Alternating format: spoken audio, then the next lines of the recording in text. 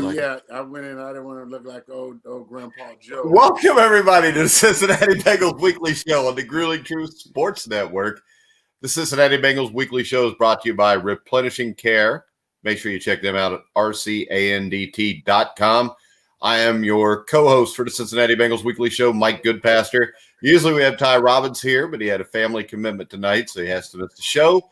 But in his place, as always, we got number 58, Joe Kelly from the AFC champion Cincinnati Bengals. How you doing, Joe? Oh, Mike, glad to be here, brother. You know, another day, another game down in Bengal Nation. We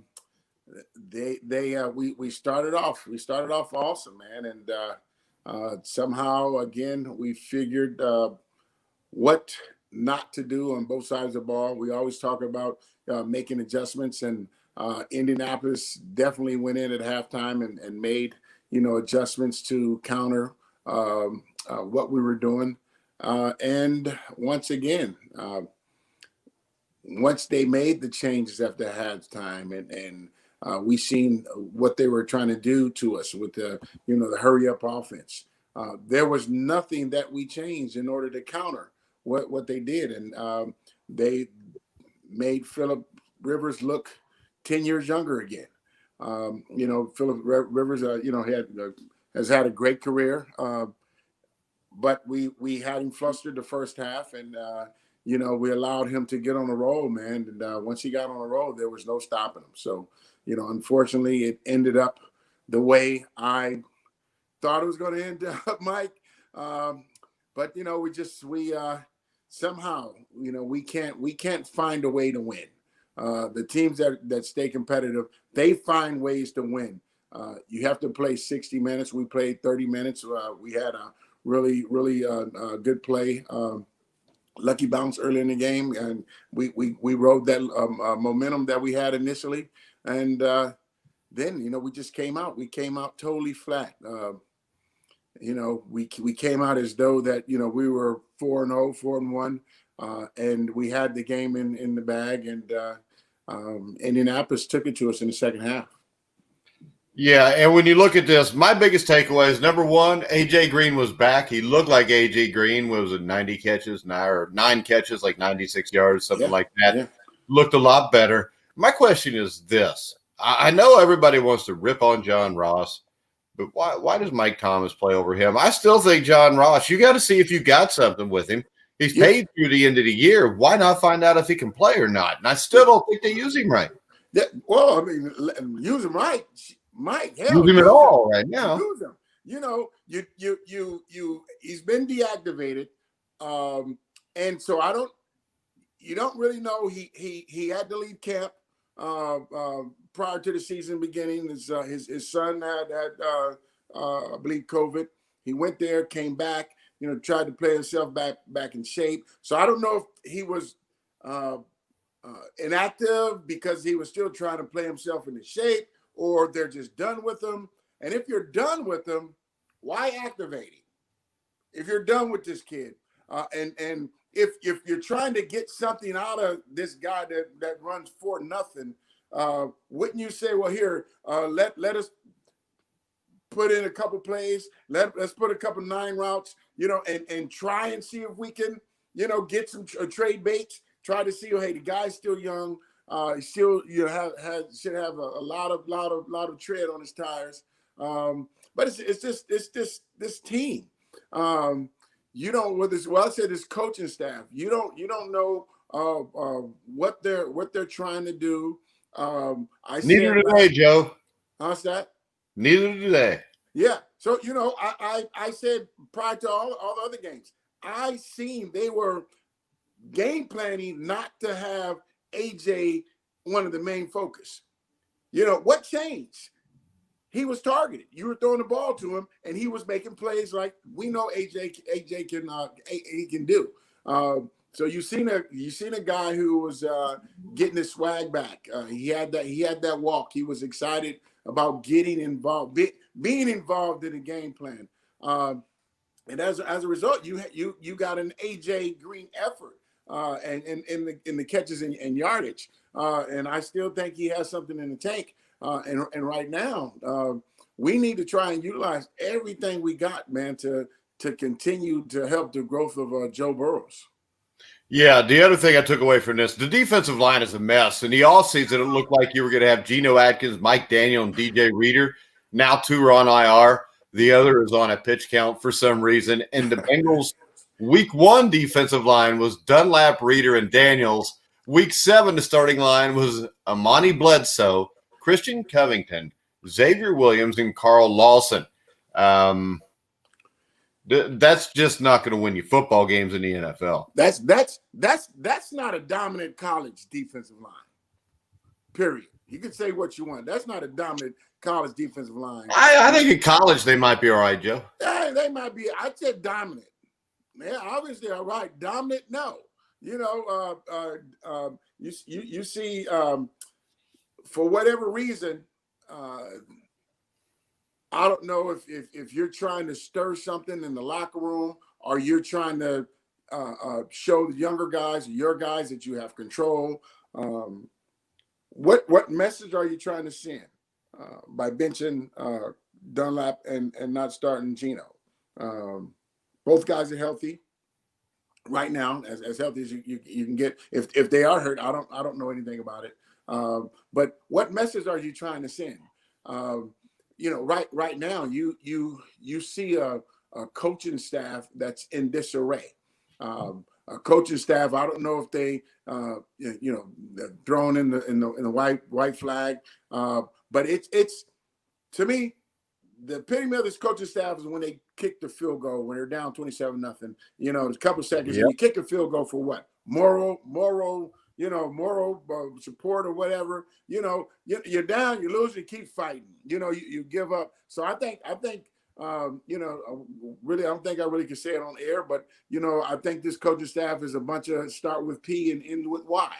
You know, I really think it would end with S, I think, Joe, because you got to include them all. So we want to use the plural. So it's I just don't understand. I don't understand. Okay, what was your purpose? Were they late to meeting? Were they're been disruptive? It's a lot of things that I understand why and how situations happen. If you got a guy that's he's a sourpuss in the locker room and he's bringing everything down. Okay, we're going to bench him. But if that's the case, we're going to bench him. We're not going to bench him and sit him down for the first series and then put him back in the game. So if there was a message, I don't think the message got through to anybody because they came in on the second and third series. So to me, it shows the dysfunction of the coaching staff. It shows the dysfunction between the players on what scheme they're trying to get these guys to learn, and then what they're doing on the field. And it shows in the broken plays, guys wide open, running lanes wide enough for a truck to run through, offensive linemen whiffing guys and not picking up simple games from the defensive line, guys running right through the A gap untouched, and putting the pressure on Joe Burrows, have him running around. It's tough. It's tough. We're this team looks like they're still in the second preseason trying to figure something out. Well, how about this? This is what was really disturbing to me. If you go to Twitter, at least Jesse, who I think is on Channel 5 News in Cincinnati, did you see the tweet she put up, Joe? No, I didn't. Get this one. This is from @EliseJesse TV. And she says that she's told by multiple people inside the Bengals organization that linebackers coach Al Golden is handling calls on third down rush packages. So Lou Anarumo, or whatever the hell his name is, calls first and second down as the defensive coordinator. Al Golden calls third down as the defensive coordinator. Never. I've never even heard of anything like that. That didn't even happen in high school. So it doesn't happen in Pee Wee, Joe. Yes. So So are you trying to defer the pressure? And you would have said, well, hey, we're not getting third down pressure. So, hey, that's not on me. That's on the linebacker coach. So, I mean, it looks what I can offensive defensive coordinators, they get input, from your position coaches. That's what they're supposed to. So your input is based on you trying to improve my system, whatever I'm trying to do. So my defensive scheme, my plan is still, there's not an offensive and defensive coordinator who just have first and second down packages. Defensive coordinator, offensive coordinator, you have a whole package. So where's your third down package? And it shows. So I don't know if and you can see when like I said, Dunlap, he's in pass coverage. And I said weeks ago, Mike, I said this dude is pissed off. I'm looking at his demeanor. So it came to a head when he went on Instagram the other day, and he's pissed off about being benched. He's pissed off about how they're using him, and it's I can see him, and you can literally tell when he's about to rush the passer. I can recall playing and reading offensive linemen and the pressure that they're putting on their fingers. If they're setting back, I knew when guys in their hand movement, if they had their hands, certain hands on their knee, or if they had it on their thigh. A lot of guys, I read their movement, their body language, and right then I knew if this guy was run, I knew if it was pass, I knew if this guy was pulling.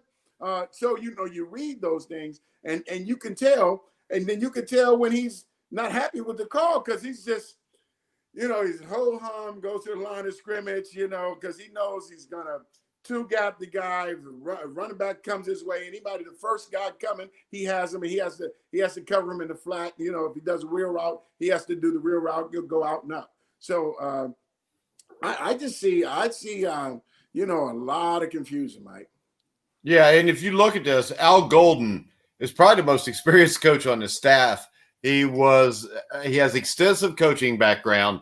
He was Virginia's defensive coordinator 01 through 05, Temple's head coach 2006 to 2010. He failed at Miami of Florida 2011 to 15. Yeah. And then he took a year off. He comes back with the Lions, and this defensive guru is hired as a tight ends coach for the Lions in 2016-17. Right. Then their linebackers coach 18-19, and then he took the same job in Cincinnati this past offseason. I think what this sets up for is this. Zach Taylor's got to do something to look like he's trying to do something. Yeah. So I think this leads to Lou Anarumo very shortly being fired, and Al Golden being named the defensive coordinator. I can see that, because you think if I'm a defensive coordinator and somehow wherever the chain of command is, I would imagine that still is coming from Zach to say, I don't think the D coordinator went to Zach and said, hey, you know what, I need some help. You mind if coach can take over calling third downs and making a third down packages, in our game plan, because basically you're saying I can't do my job. So when you look at things like that, it's pretty a problematic situation, and someone, like you said, is saying these are some changes that need to be done. So my thing is, if there are going to be changes, have the balls to change. But you're putting. I mean, if you're going to fire me, fire me. Don't Joe, you're defensive coordinator, but you only can call first downs. So if I'm a coach, fire me. Because if I'm a defensive coordinator, I'm a defensive coordinator. If I'm a linebacker coach, I can give some input. So my thing is here right now. It's time to make changes, and even though our defense is not playing well, we played well in spots, considering all the injuries we have on D line. If you're gonna say and tell Bengal Nation and everybody that's supporting you and your organization that changes need to be made, that offensive line coach needs to be fired, shipped out, give him an apple and a roadmap right now. Because at the end of the day, here your prized pupil, is getting destroyed. And professional football is a mental game. It's physical, but it's mental. And if he keeps taking the abuse that he's taking, this kid, he threw some bad balls Sunday, but you can kind of tell, well, hey, maybe I know when I'm going back, I know I got to get rid of it. So I'm not going through my progression like I should. I'm rushing things, and you see that in some of the bad balls that he threw on Sunday. Now, when you look at this, we got to talk about the offense a little bit too. The Bengals scored 3 touchdowns on their first 3 possessions. Yeah. They only scored 6 points the rest of the game. Yeah. To me, that shows the Colts defense made adjustments. The Bengals failed to counter adjust, and the same thing goes defense. The Colts went scoreless on the first 3 possessions, then scored on 5 of their next 7. Once again, it shows Colts adjusted, the Bengals didn't. Yeah. From a specific standpoint here, the thing that gets me, for example, you call a fullback dive on 3rd and 1. And it's not so much calling a dive on 3rd and 1, it's the fact you're giving it to Samaje Perine when you got Joe Mixon. And no offense to Green, but that was I think it was his first offensive snap of his Bengals career if you don't count the victory formation. What in the hell's going on here? And I hear Lance McAllister on WLW trying to compare this to the Hoosiers coach, Norman Dale, and how, he played with 4 in a game because somebody wouldn't buy in. I hate to tell Lance McAllister like this, but he's full of shit. Because number one, the movie Hoosiers is a movie. All right, it's not real life. And you know what? Lance McAllister, I think, knows enough about sports and football to know that Zach Taylor is an utter embarrassment to the city of Cincinnati. And it takes a lot to be an utter embarrassment to the city of Cincinnati, which, let's face it, since 1990 has been nothing but utter embarrassment. Yeah. I mean, you look at it, they coaches. I don't know if he's been on his show or not, but I don't know if you're going to say, okay, they're trying to root for this guy. It is what it is. You have to understand the role and position that Zach really, he was, when he took the job, probably as inexperienced as any head coach that has ever been hired.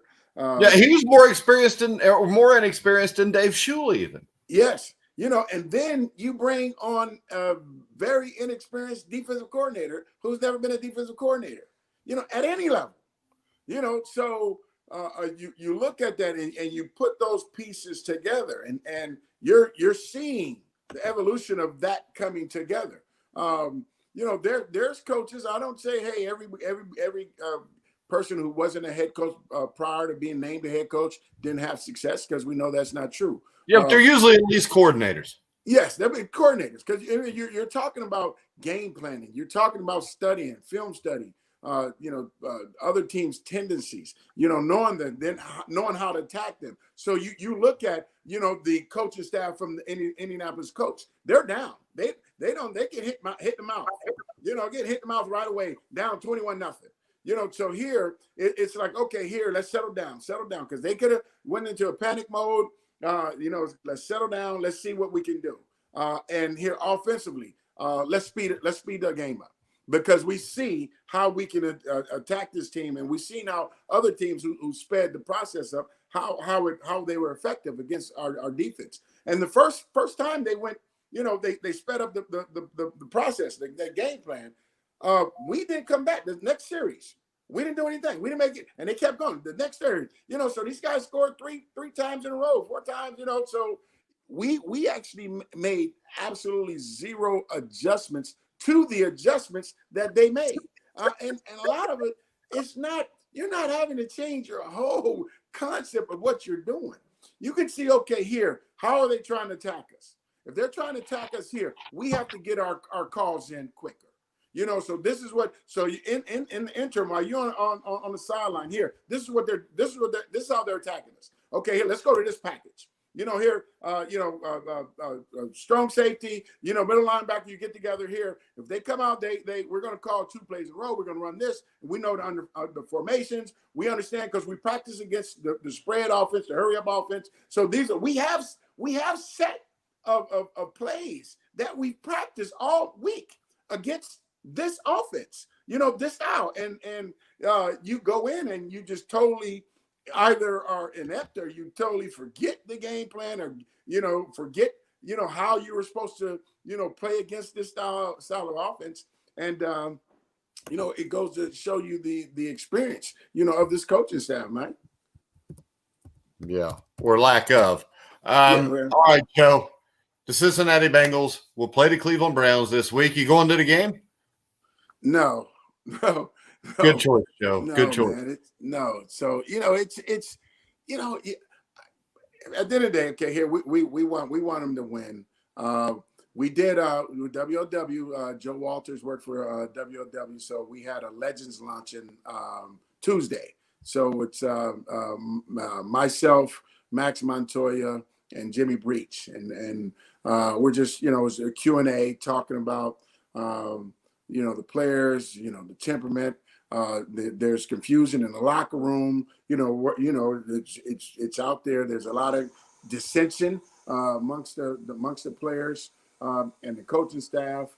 So here, what do we think? What was that they should do? A head coach Mike has to lead, regardless of the situation. We're 1-4-1. What are we going to do? The head coach, if the head coach doesn't show leadership, then you're going to have a trickle down effect, and that's being hard on your coaches and demanding that these broken plays. How are guys? Why did the guy play it like this? Why are we doing? Why is this guy running wide open? What's happening when they're running this? Here, we're consistently getting beat in the A gap. We're consistently getting beaten over here, and you're demanding more from your coaching staff, and ultimately those position coaches will take it to their players and try to demand more. But as a group, there's first of all, there's no leader, so that's a head coach. There's not one coach that I've seen that I don't say here you got to go back to Newt Rockney and grab a guy's face mask and but it's this is still a man's game. And this is the NFL. This is no babies. I'm not worried about your feelings right now. I need you to get your ass in the A gap when we call this play. Period. Or you come stand by me. And you don't see that, man. We there's blown coverages and blown calls, blown assignments. And everybody just there's no fire. In coming on the field. Guys are 7 yards a whop, running, and we're not stopping anything. And there's no, I see absolutely no sense of urgency on any side of the ball, man. And I said, in my opinion, I knew after Philly we couldn't beat a struggling Philly team that was pretty much depleted. That our season could literally go in the tank. And right now publicly, you have dissension with guys on Twitter and Instagram putting their feelings out to the public. So there's a lot of soul searching in their locker room this week. But at the end of the day, if you don't have a coach that has the balls to grab this team by the neck and say, hey, you know what? This point on, this is what I'm going to demand. And I don't care, you best player, whoever it is, if you can't get with my game, because it's my team. If you can't get with my team, you sit your ass down. If I'm going to lose, I'm going to lose my way. And I don't think he has a way. I think he's just kind of trying to figure it out. And I don't want to make a move.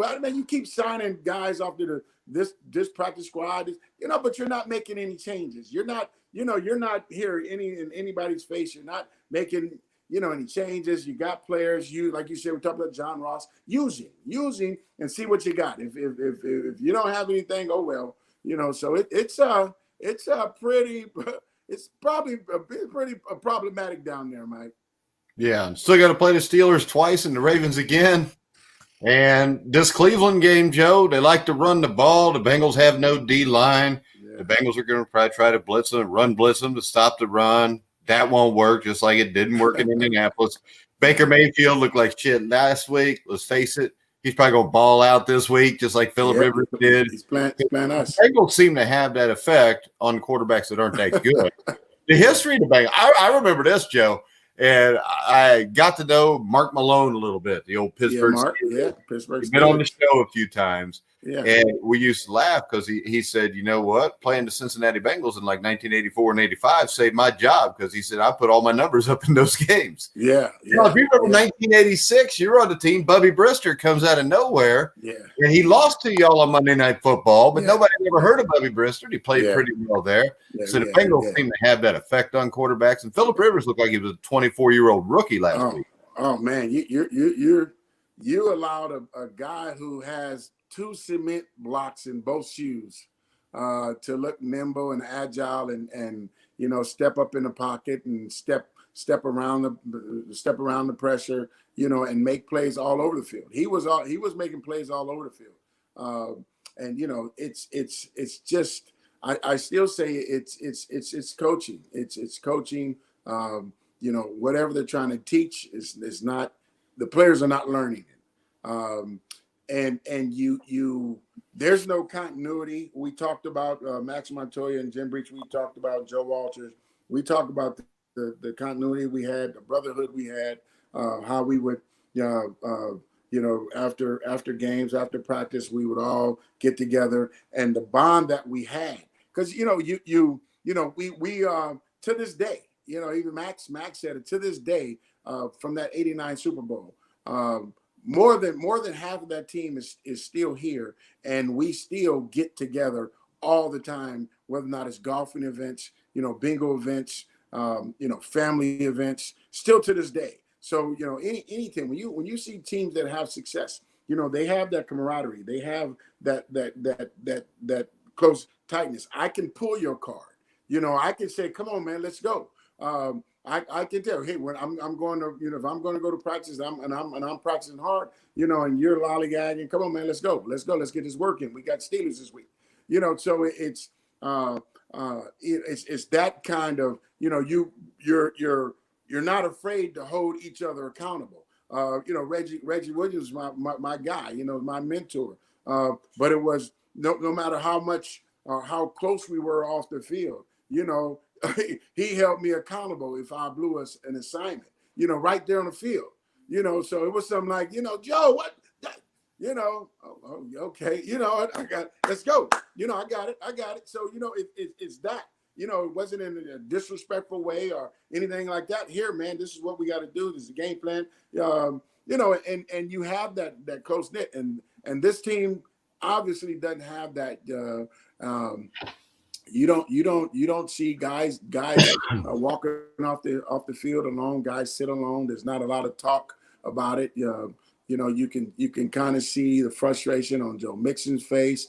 It's had been on AJ's face the last 3-4 games.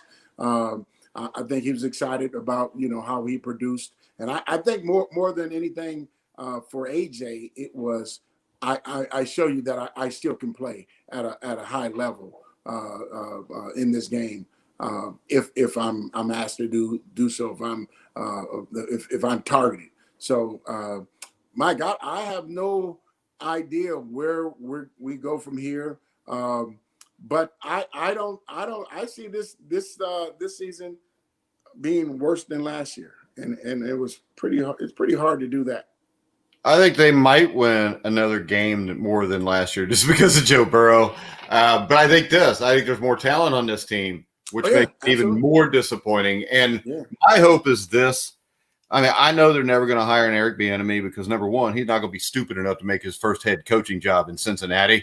I think his ass goes to Houston and he hooks up with Deshaun Watson. They give him a little control down there. But I think our best case scenario as Bengal fans is Mike Zimmer gets fired and becomes the head coach here. Yeah. We that's something that it for Bengal Nation, that's too good to be true. I know that's why it won't happen, Joe. Yeah, that's too good to be true. He's a guy. I don't think he's he doesn't have the Belichick aura. So they won't go and hire a coach of that stature. And not that you'd have a lot of coaches. That's what I mean. I think Mike Zimmer's as close as we can get to an adult coaching the team. He's friends with the Brown family. Yeah. He was not a failure in Minnesota. Hell, they played a championship game. They were in multiple playoffs. It was just the owner decided he wanted Kirk Cousins, and everything kind of went to hell from there. Yeah. But when you look at it, he's also a guy that if you're a linebacker and Mike Zimmer comes in, there's a track record that he knows what the hell he's talking about. Yeah. Right now, I think the problem is you got a track record of guys who you either don't know if they know what they're talking about, or a guy like Jim Turner, who's an absolute joke as a human being, on top of being a horrible offensive line coach. You know what you got. You can't respect the coach that, number one, has never done anything, and number two, is a miserable human being on top of it. You know, and at the end of the day, Mike, it shows in the play. It shows in your effort. In this league, hey, you win some, you lose some. When you're looking at the game, you know what kind of effort? What are you? You don't see guys are not flying around. You know, defensive, regardless of the score, you don't see guys flying around. You know, offensive line, you don't see guys getting after it on the offensive line. You're looking. I'm literally watching 68. You know, in his head, just like, and he's just watching Joe Burrow's gonna take it to the ground. You know, dude. You know what's bad, Joe? You know what's bad? I've come to the conclusion I don't even think Bobby Hart's our worst offensive lineman. And that is pretty bad. That's pretty bad. You know, it shows, man, that our offensive guard play is horrible. You know, Bobby Hart is horrible. They're all horrible. There's you know, Max Montoya, you know, we talked about it. And I'll say, well, Max, you know, here, a lot of times defensive, you know, being an inside linebacker, making the calls. You know, if there were games that we had on from defensive line and according to the alignment and what they came out in, here we can make the calls, we can make adjustments. A lot of times if I was in a blitz, I had to make a call to make sure the defensive line was going to the right hole. I was going to the right hole. And even in simple stunts, these guys, you know, inside linemen, you're taught to protect the inside. Nobody's inside. You know, you go right here. You know, it's boom. Nobody's in your face. And, you know, it's automatic. You know, we've seen in Max, we say, dude, we've seen so many times where the center and the guard both check, and they're not blocking anybody. There's nobody there. The nose guard goes over here. You know, the guard doesn't look outside, and the center doesn't look on the other side of the other A gap. And these guys got two guys running wide open, and you got two big, you got 650 pounds that didn't touch anybody. You know, and how many plays, how many times that you see that our guys literally whiff, you know, defensive linemen and linebackers on blitzes, and we don't pick them up. And you know, it doesn't bode. You know what that is, though, Joe? Because these were guys that were stars in college, but what that is, that's coaching. They're unprepared. Yeah, I mean, you can't tell me they couldn't block somebody. Yeah, they're unprepared. They don't know what they're doing. I don't know how many times I've seen the linemen actually look at each other and talk to each other. Yeah. And the linemen all have to be on the same page. And the other thing is, you're moving so many guys in and out. I mean, hell, now I see they're interested in maybe signing Marshall Newhouse again. Oh, wow. I mean, is that just to give Bobby Hart somebody just as bad as him to be on the team with? Well, you know, I mean, you look at it, and if you understand, you've been a coach, you've seen it, you've coached it, and offensive line is communicating all game long, every single play. You know, especially on pass plays, you have to. You know, so we got it because we don't know if they're zone blitzing. We don't know if the safety's coming, the corner's coming. You know, we're you know, and there is these guys, you know, do a hand check and don't look. There's no talking. There's no head swivel. I see guys, you know, the feet work is awful. You know, setting on. You know, their feet are not balanced. You know, they're out of balance. No coordination. You know, and guys are getting beat on swim overs. You know, it's one slap and you're flying. You know, Joe, sometimes you're just being run around. Yes, you know, it's not. You know, some guys are bad at okay, here it's hard for them to get out there on a speed guy. You know, it's hard to for them to defend a guy who's a bull rusher. You know, it's hard for them to a defensive guy like Aaron Donald, who's and Gino, who are short guys, are very powerful. You know, but it doesn't matter. They can't defend any type. You know, the speed type, the bull rusher type, the guy with the moves. You know, they're getting beat in every facet of offensive line play, man, and it's a tough thing to watch. All right. Do the Bengals win this week, Joe? Absolutely not. I think here, Cleveland, I think they were embarrassed last week, and I think they went into that game thinking that they were going to be able to run against Pittsburgh, and Pittsburgh defensive line just totally dominated them. So I think what's the best thing to do? Get how you get off a snide. You get in here, and then you have an opponent like the Bengals. What did they rush for 200 yards against us the first game? I think they did. Yeah. So I think they're licking their chops, and this is going to be a rebound game for them in order to show the NFL that here we're not as bad as we played, last week in our opening day when we got smashed by Baltimore. We are better. Even with an injured Baker Mayfield. I think they're going to come out and they're going to pound us. Our defensive line is decimated. And that actually was our only hope, in my opinion, that we had dominant defensive line play throughout the year. And now the fact that with three of our top guys are injured, and then you're not starting, the other two best D linemen for whatever reason. And based on Dunlap's public announcement of what he feels about his role, I can even see his role even diminishing even more. Because as a head coach, you walk into that locker room, and your star defensive end and defensive tackle, they're frustrated. But both these guys got these huge extensions. And do you allow that one person to publicly go out? We know that can really cause a lot of dissension in teams. Usually here you have something to say, we say it, and we keep it in the locker room, we keep it inside the family, and we deal with it as a family. Now that it's out there, then here, it was AJ saying this. Well, and that shows that they have absolutely no respect for their head coach. Yeah, and that's what it is. So this game, Mike, I think Cleveland is going to regain their running style, and I think they're going to pound us, and I think they're going to control the ball.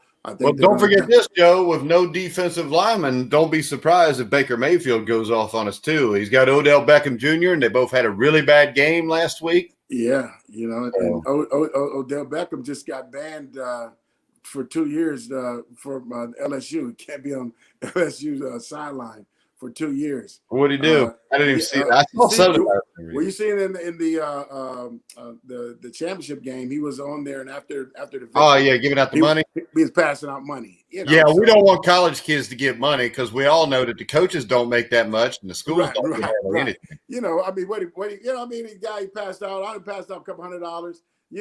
He wasn't recruiting anybody. We know what he did, but it's I don't know if they had to do something. Did the guys all keep the money, Joe? Hell yeah! If you were in college, you got Odell Beckham came out passing. I don't care what it was. He didn't get anybody 30, 40,000. He passed out a couple $100. Hey, I'd keep it if I was a player. So it's I think they're gonna. I don't think it's going to be as close as it was the first time we played them. I think they're just they're going to control the ball, and I think they're going to dominate us on the line of scrimmage, both offensively and defensively. And I don't see this game even being close. All right. Well, if it is, we'll still lose because Zach Taylor's 1-12 in one possession games, which also is a sign of poor coaching. Joe, we'll be back next Wednesday night to talk about this barn burner at Paul Brown. Are they letting like 6,000 fans into this game, aren't they? Yeah, I think so. I thought they were take it up to 20. Because there's some shit. Are there 20,000? Well, Browns fans will show up. Yeah. You ain't gonna be able to get 20,000 Bengal fans in here in another month. Oh man, it's looking ugly, man. It's The coronavirus is is not as deadly as the Cincinnati Bengals, dude. right, you They'll know. kill you quicker than anything. Oh my God, man, it's rough, man. Ty probably he just called in and probably was just trying to make an excuse because he's probably still crying, man. He's No, Ty would have been on the show to take yeah. it. But as Ty told me today, if they beat the Browns, I think they really got a shot at that final wild card spot. He didn't really say that, by the way. Yeah. I Oh knew my Ty was God. probably watching, I but just don't see the momentum. If is there a bright spot? Mike, give Bingo Nation a bright spot. Where's the bright spot? a bright Besides Joe spot Burrows. is Besides that Joe Burrows. the average age that an American male dies is 76, 77, and Mike Brown's in his 80s. That's the best I can come up with. That's the best. Can you think of something better? Oh man, oh Mike, that's cold, brother. Oh man, that's Dude, it's cold, but I mean, damn. You can only lose. I mean, the guy's been in charge since like 1989. yeah. After the Super Bowl, they've done nothing since. And the fact is this: he's a guy that got a sweetheart stadium deal and still didn't feel like it was his duty to try to put the best team on the field for the people that are paying for the stadium. So when that's said, I think that's cold as hell. When the people of Cincinnati are still paying for a stadium and he can't get them anything. I mean, let's face it. They don't have hope now because of anything he did. Their hope right now for Cincinnati Bengals fans is because they were so incompetent that Joe Burrow fell into their lap. Yeah. So right now they're in the same situation as the Indianapolis Colts were when Peyton Manning fell into their lap, because I still say it. I think the Colts would have been in L.A. by 2005 if Peyton Manning doesn't end up there. The difference is this. Jim Irsay was smart enough. Who was it he went out? Got Bill Polian? Yeah. And let him build a team that eventually won a Super Bowl and went to a couple Super Bowls. The problem is this. Mike Brown's not going to do that because he's a dumbass. And I don't say that lightly because he went to the Ivy League. But the thing is this. If you're doing something for 30 years and it's never worked, you have to be a dumbass to continue to do it. Well, you could say dumbass Mike or smart ass, because it's you say here, I can, the return that I'm making on my investment here, I'm still getting in normal times, non-COVID times, I'm still getting 50,000 plus people every week, and I'm still putting out an inferior product. People are still buying it because it's the NFL, whether or not it's the visiting team. He understands that I can put this out. So he's never gone in off season and say, "Here, we're gonna change this thing around and we're gonna make." Yeah, what they did is they gave us DJ Reader, which was a good signing, but then they gave us a bunch of crap that was just replacing the other crap that we had. Yeah. And I'll still go back to this. I love AJ Green, but he is 31, 32 years old. Yeah. If you don't pay AJ Green and you don't pay Bobby Hart, you got a ton of money to go out and fix the offensive line, especially if you know ahead of time. I mean, this was a stacked wide receiver class. So you knew you were going to get somebody pretty good in the second round if you wanted him, or the first round whenever you wanted him. And like I said, it's not a knock on AJ Green. And the thing is this is going to take a couple years to build. So even by signing AJ Green, if you franchise him again or you give him a long-term contract, by the time you get to the point that you could win a Super Bowl, AJ Green's going to be too old to be anything other than a possession receiver. So why not have enough respect for AJ Green to maybe send him somewhere where he's got a chance to go to a Super Bowl? I agree. Yeah, when they re-signed Bobby Hart, I think that was their biggest mistake. So like you said DJ Reader. I didn't necessarily say here he was a good signing. He wasn't a good great signing, but that was it. I'm saying here, I don't think that was the biggest need. That DJ Reader contract could have been a Pro Bowl offensive tackle somewhere. We could have got the kid from the Redskins. He went somewhere. He was on the market. Yeah, so you had tackles that were on the market. Or a linebacker, Joe. We could have a linebacker. Yeah, well, they got Josh Bynes. But this is the thing, as you say, Josh Bynes is just a guy. He's just a guy. Mean, he's not a stud. He's just a guy. Logan Wilson, I think, will turn out to be a good player. Yeah. I think he may be a little bit better than just a guy. Yeah. And then you've got the kid number 59 that was drafted in the 3rd or 4th round. I think he can be better than just a guy. But if you want a Super Bowl, you got to have probably 4 or 5 linebackers that are better than just a guy. Yeah, yeah, and you definitely hear like you said when I think we as Bengal Nation we got overexcited because they actually signed 5 guys in defense. Never did it before.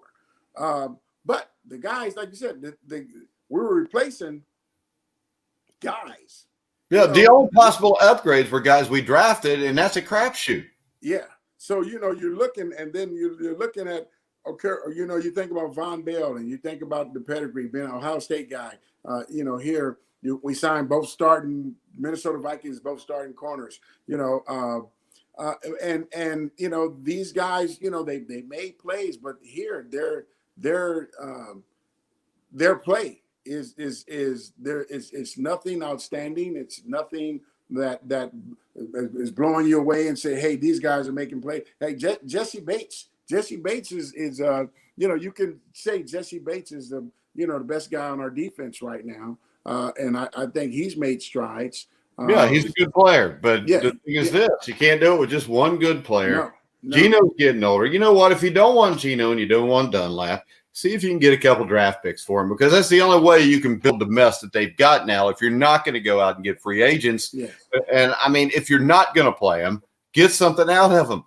And the same thing with AJ Green. These guys 2 or 3 years down the road are going to be at the end of their career. Yeah, I think the only when you're talking about trade right now, I think the only guy that we had that would be worth a trade to get something valuable, in return would be AJ Green. I don't think Carlos or Geno.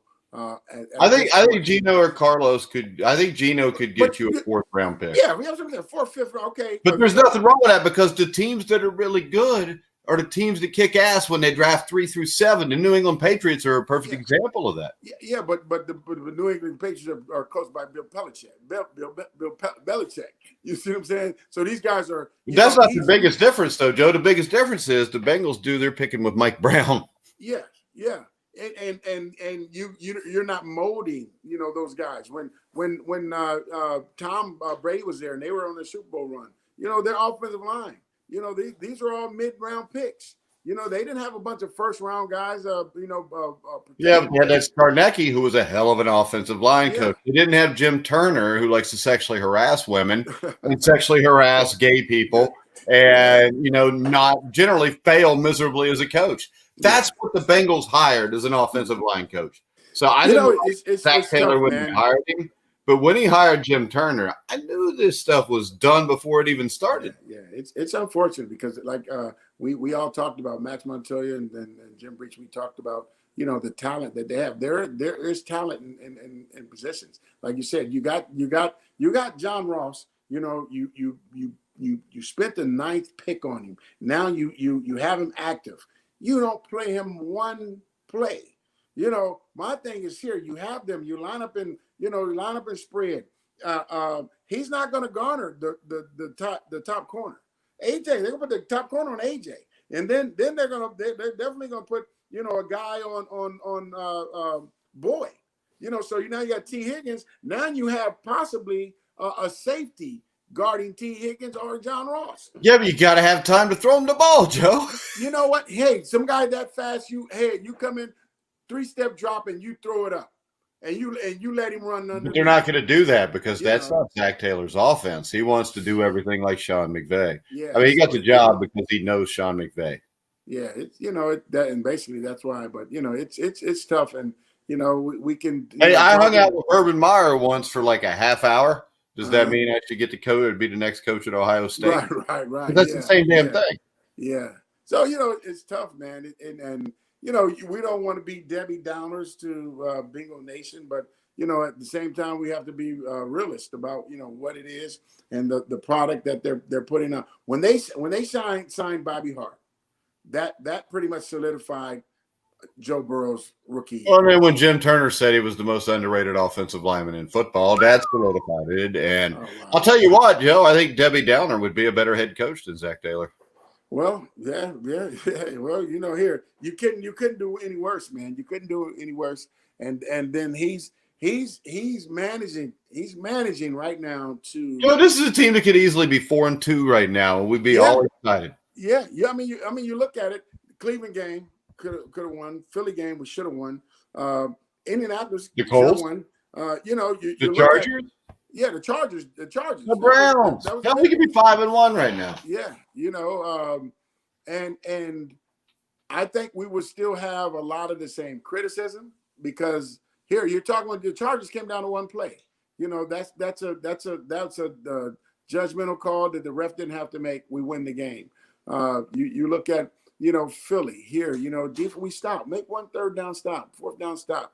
You don't let Carson Wentz beat you on an 11-yard scramble. This dude runs at 5'9". So it's being at the right place, being where it's supposed to be,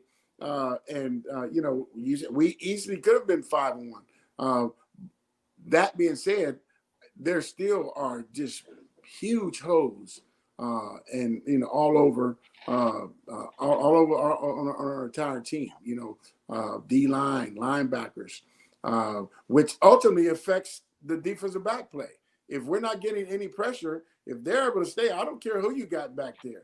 If they're allowed to sit down there and open up a book and read the book and then close it and then still, have time to look around for a guy open, they're gonna kill us all game long. And it's the opposite for us. Joe has to hit his intended target, that number one option, literally, 70-80% of the time, because he doesn't have any time to go through his transgressions. It's tough, man. And wish I had some a better attitude about the Bengal team, but it is what it is. That's the product that right now it is. It's an NFL. Not for long. That's what it stands for. And it's not about being afraid to hurt people's feelings and tell them the truth. The truth hurts. It has Bobby. Did Bobby Hart make some plays? Was he a little better? Yes, but you're saying a guy that's awful that made a couple plays. He's in the NFL. Everybody You can't have an NFL offensive lineman that does the right thing 50% of the time, even. Yeah. So I've always said any guy that was signed to an NFL contract, this guy was a bad dude wherever he came from. So he knew football. The thing is now being able to once you get to this level, being able to adapt and survive and learning what it takes to compete at this level. And it's not always about just brute and strength and speed. You have to if that was the case, you look at John Ross. His speed. Nobody's faster. You look at how Jonah Williams was at Alabama. I thought this dude was an animal. I thought he was just going to come in and just roll people over, man. And right now he's looking very human. He's looking very meager. And he doesn't look like the strong guy that was at Alabama. I think, there's still answers for him. I still think with coaching, the guy can potentially be, a pretty good NFL player.